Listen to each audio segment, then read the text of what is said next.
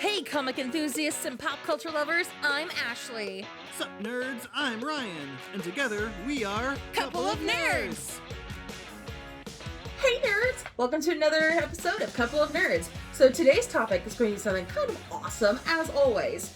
So on March 3rd, this past Wednesday, was actually the 83rd anniversary of our character that we're talking about today, Captain America. That's right! The Star-Spangled-Man-with-a-Plan! Alright, Ashley, so tell me a little bit about this Captain America. Well, before I get started, I actually have to have a whole bunch of information on a computer right here in front of us. Because there's a lot of information. He's been around forever, for about 83 years. 83 years. Yes, he actually was started at the very beginning of World War II, and it was actually his first issue came out at the very, in the first year of World War II. Okay. Before the attack on Pearl Harbor.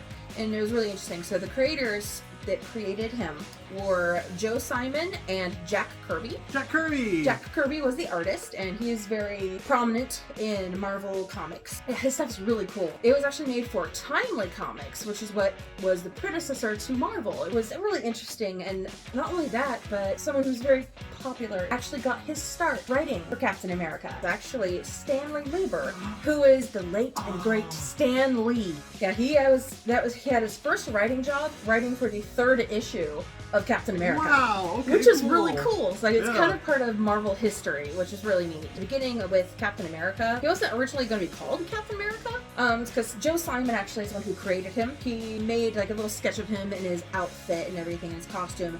Originally, he was going to be called Super American, but at that time, that's when Superman was out, and there was a lot of other heroes that had the name Super in their name. And he figured that was a little too much. There's too many supers. I mean, there has to be something else to stand apart. Right. So instead, they called him Captain America. Yeah, they decided to call him Captain America because that sounded cooler. It does.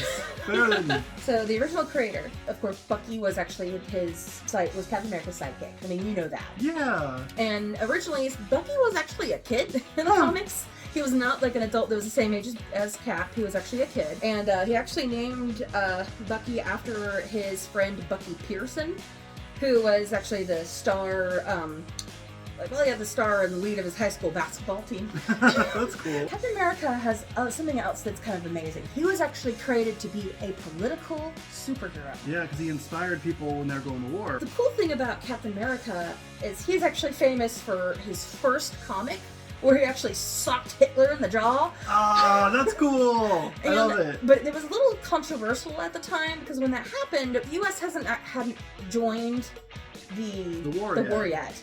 And so a lot of people were kind of upset about that, because they didn't want to get involved yet, or they weren't sure what to think about it. But what was really cool is that both Kirby and Simon were actually very, very opposed to Nazi Germany at that time. Right. And it was kind of, again, controversial for them to express themselves with that kind of political stuff in comics. Because before, with comics, it's supposed to be escapism. Yeah. And they decided to put more of their feelings into it. So Captain America is basically the most patriotic superhero that was out there at the time. I love that. They were able to express themselves. Yes, except that's the cool thing about comics. That's what they're supposed to do. Yeah. It's not just to escape, it's also to inspire, which is kind of amazing. And not only that, but Captain America even had his own little fan club. Do you know what his fans called themselves? The Sentinels of Liberty.